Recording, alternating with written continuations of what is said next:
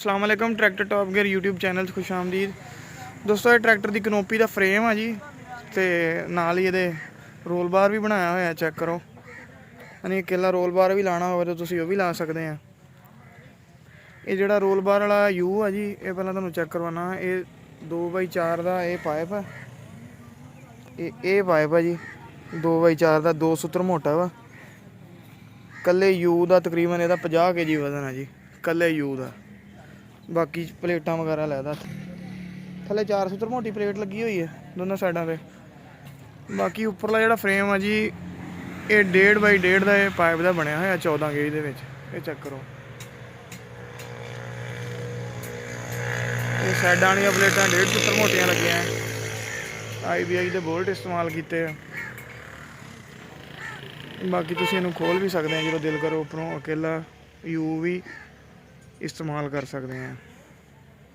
बाकी पेंट वास्ते रेडी है जी, हुण पेंट करते हैं इनू तो ट्रैक्टर से फिट करके तुहानू चेक करवाना है।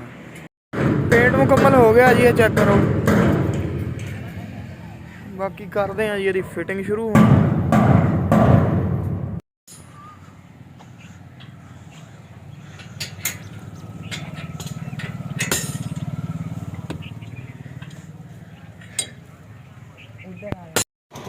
लो जी अलहमदुलिल्लाह छत साड़ी कंप्लीट हो गई है। तो ये मालक की रिक्वायरमेंट के मुताबिक ना इनू कोई लाइट वगैरह लानी है, तो ना टेप शेप, यानी कि बाद आपकी मर्जी ना ला सकते हैं।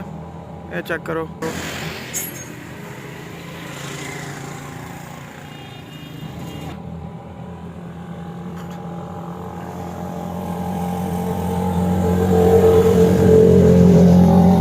ये देख लो जी फिटिंग इन्हां दी।